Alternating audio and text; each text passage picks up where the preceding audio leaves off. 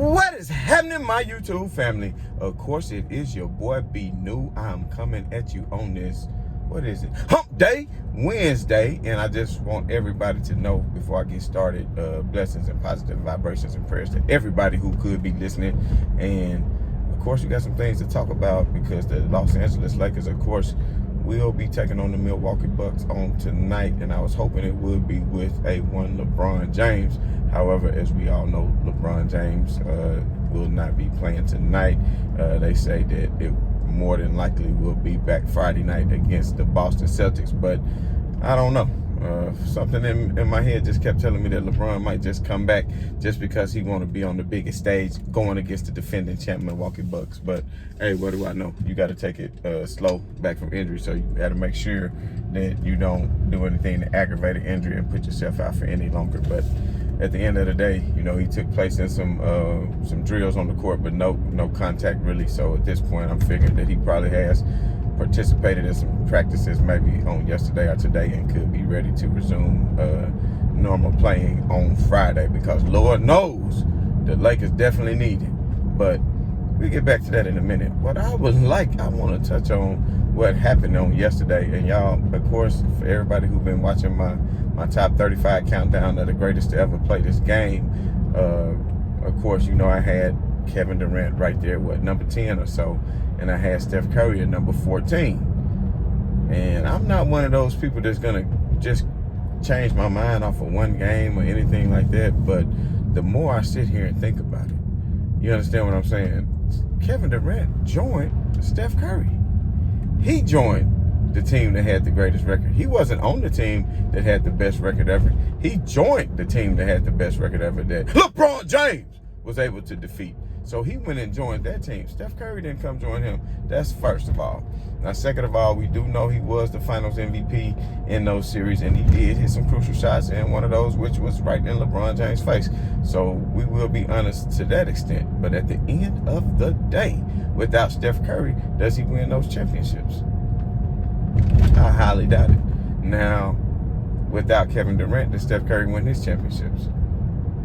Well, against LeBron James, I don't know. You can say what he did without Kevin Durant, but, you know, we have to take into account. See, people don't like variables, and they just want to use their smooth-ass brains and not think, because in that first finals, Kyrie Irving and Kevin Love did not play, and it was just LeBron James and Dellavedova. So get your mind right. Get your mind right. But let's just go into this, because we're talking about mind frame, and I put Kevin Durant so high based off pure talent and the way he is able to rise up and shoot the ball and be physically gifted as far as being that tall, being able to handle the ball and shoot over anybody. And he puts a lot of pressure on the defense. But what I neglected to think about was how much pressure Steph Curry puts on the defense. So I really got to thinking, like, okay, Klay Thompson was out. What could Steph Curry do? Did they even make the playoffs? No. Ja Morant put them out. Okay. So I said, well, hold on here. But let's look at the team between last year and this year, and what are the key differences? And the glaring thing to me is, because you can say a team gets better, but the glaring differences is, to me, is the absence of a one Oubre. So Oubre, I never was too big on Oubre anyway. He looked like he slowed down the game. He wasn't that consistent from shooting the outside and playing in what Golden State likes to do. And what Golden State likes to do is extra pass, extra pass, extra pass, extra pass, extra pass. No, I'm not stuck on repeat. Count each time how many times they pass the ball in each possession versus other teams where the ball will sit still a lot. Golden State likes to pass, pass, pass until they get the best open shot. And what you got to have are players that have high IQ and can do that, and that is none other than Jordan Poole. Jordan Poole last year was on the bench, but he was sitting back and he was learning something, and during camp he was learning something, and during practice he was learning something. So when he had the opportunity, now that the departure of Kelly Oubre, he said, well, let me step in and show you what I can do. And that's basically what he has done. And it's not just his shooting, which he is a better three-point shooter. It's not just that, it's his willing passings. Because every time, when you got a Draymond Green that can get after you defensively, the way he still does, the way he was just hawking Kevin Durant yesterday, when you have a Andrew Wiggins who stepped up his game on the defensive end tremendously, who was just hawking, and James Harden wouldn't let him go left, wouldn't let him get to his sweet spot. And if you really look at that game, I mean, Steph Curry got that bully whoop, that call that was just straight some bully wolf. You understand what I'm saying? He got a bad call and got, I believe, was his 4th foul in the 3rd quarter that sent him to the bench. And when he went to the bench, who did we have in the game still? James Harden and Kevin Durant. And instead of the lead getting cut when Steph Curry went to the bench, the lead ballooned. The lead went from 10-11 to 22. You understand what I'm saying? So Kevin Durant, no matter how great he is, you got to be mentally tough. And you cannot think for 1 minute that all these things weren't playing out in his mind like, dang, I wish I would have stayed at Golden State. I'd just be getting easy championships. Me and Steph would just be doing it. We'd be doing our thug thizzle out there in Cali. But no, Draymond Green had to roast him up, hurt his feelings and send him packing. And ultimately, we know that's how it happened. And they can play cool and do all that. That's because they soft. They can do all that and play cool, but and that don't necessarily mean because they soft. Don't let me just say that. But it's also when you can bury the hatchet with somebody and still get along with them. Don't get me wrong. That's a great thing. But at the same time, you have to know what's fake and what's real. And sometimes when somebody show you their true colors and how they really feel about you, I don't care how heated the moment was, that meant that they really said what was on their mind and how they felt. And he really crossed a serious line. But Kevin Durant, he's a bigger man. If he chooses to forgive him, like I said, that's fine and dandy. But at the end of this might be because he's non-confrontational as well, but who knows? But at the end of the day, we talking about killer mentality. And I think Steph Curry, he'd go out and put his all on the line, but he's shrunken in big moments as well. For now, I'm going to leave the list the same, but I think, I did have Karl Malone in front of Steph Curry. I'm really starting to rethink that because Karl never won the championship. Steph has, and he is one of the most prolific scorers of all time. Man, and the pressure that he put on the defense, even from 35 foot out, if you don't come out and guard him right, you understand? He can hit from anywhere. And then if you come out to guard him, he has the handles and the speed and the capability to get past you. So when he does get past you, if you want to pressure, he can still get to the hole and finish. And not only that, dish off to other players. And if you come for a double, know where to deliver the ball. And that is the greatness of Steph Curry. And that is like a foe that a LeBron James has to go against and has gone against. And there's been some great things. And, of course, we know Kevin Durant went there, and it is what it is. But just like we said in the 80s when you had a Dr. J and a Larry Bird going at it at all times, you had a Magic and a Larry going at it at all times. You didn't really have that with a Michael Jordan doing that through the 90s. He didn't have an arch nemesis or anybody because, well, we'll get into that when I finish my countdown. You understand what I'm saying? But I know a lot of people. Let's get back to the Lakers in this Westbrook whole ordeal, because I know a lot of people are saying that they are ready to get rid of Russell Westbrook. Shannon Sharp, of course. People like that, different media people who just really feel like Russell Westbrook is not going to work out. And to me, I still feel like this experiment is still in the very early stages. And Russell Westbrook, you know what you're going to get from him. One thing about this is Anthony Davis is going to have to be consistent. And when you add LeBron James back into the mix with both of these players, what you have is Anthony Davis not being double and triple teamed, because you'll have LeBron on the court to distribute and get Anthony Davis to his sweet spot to where he really can be effective.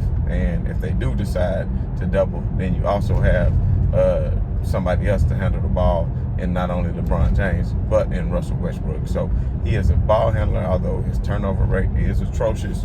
He hadn't been handling the ball a whole lot and still turning it over at a unbelievable rate.